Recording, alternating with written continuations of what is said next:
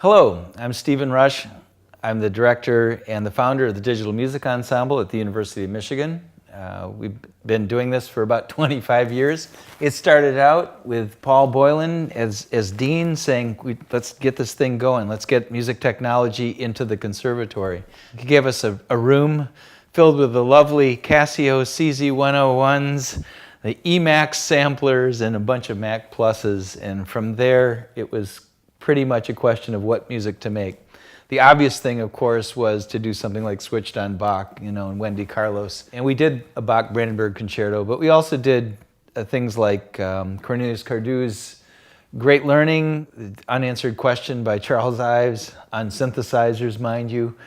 But Terry Riley's In C, and we did some open improvisation type works as well. Quickly, the ensemble moved into its own compositional space, and some of that was inspired by my own interest in comparative mythology or comparative religion. So I'd give them some readings by Joseph Campbell or other things. They would look at the symbology of the circle or goddess religions or the hero's journey and then create work out of that. And one of the larger projects that grew out of that was Gypsy Pond Music, which is an annual production that takes place in the School of Music Pond, and there are a fair amount of YouTube videos out there that show that work. You can see them elsewhere. That was one part of it, and then the other part of this ensemble moved into the realm of interfaces and sensors and experimentation, laboratory type stuff. And we've experimented with all manner of movement interfaces and light sensors, touch sensors. We worked with Easy IOs, which were invented here at the University of Michigan by Michael Rodemer.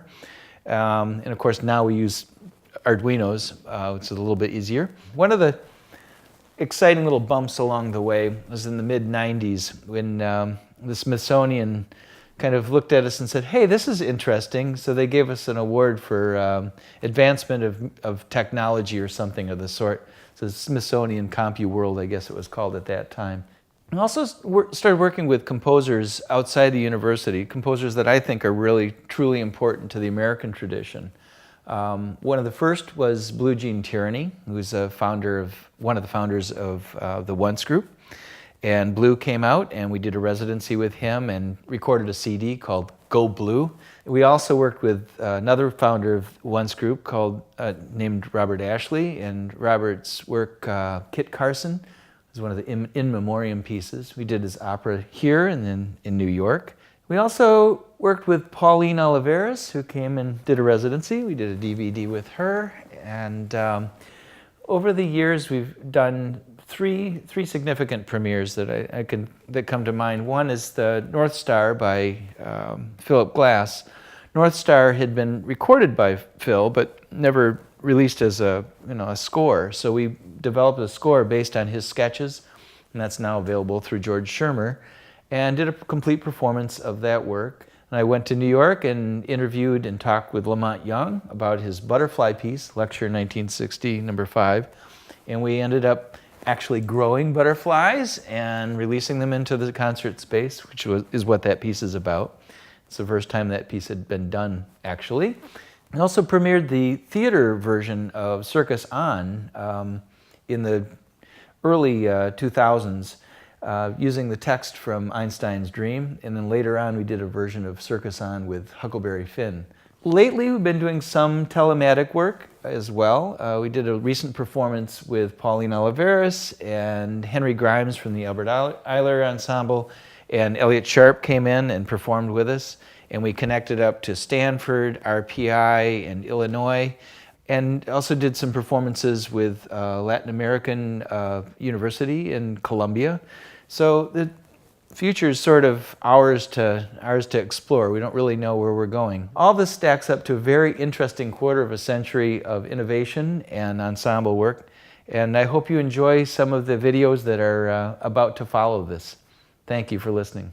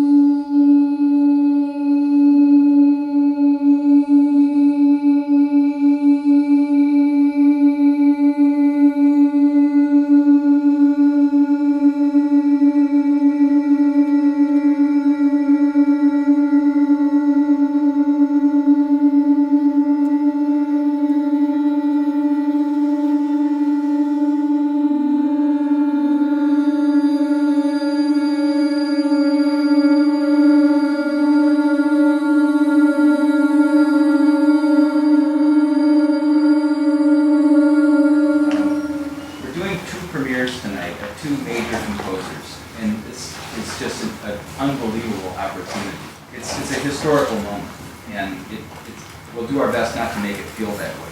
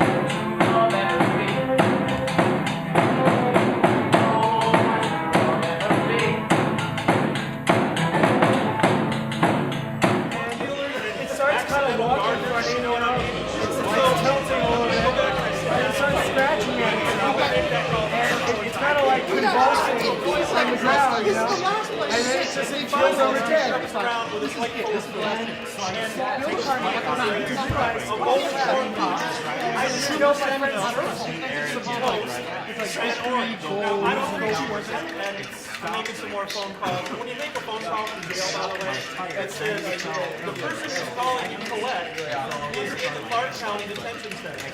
That's kind of embarrassing.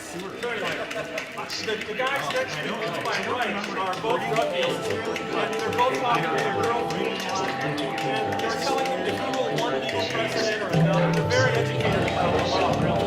And so I'm kind of sitting there trying to waste as much time as I can to pass the time.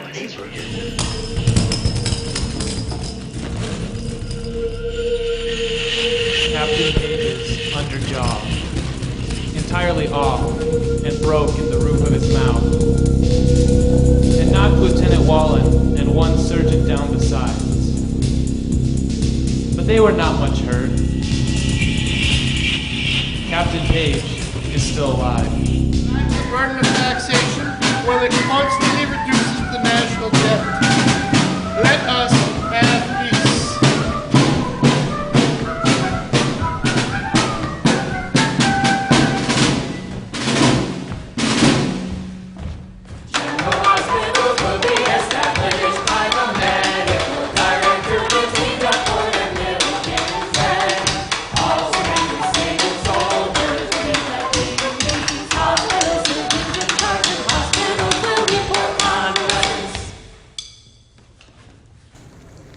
Yeah, I think that barrel's gonna rotate around quite a lot.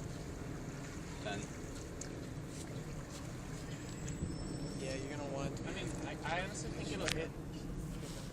What if like? To not look and stare.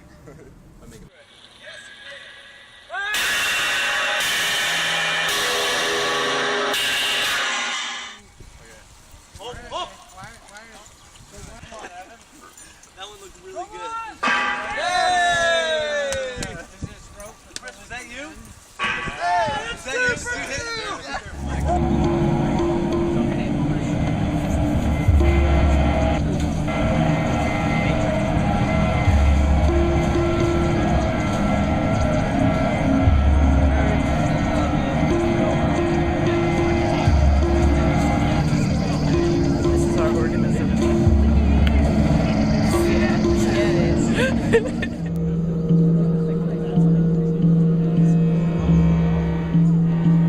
Yes.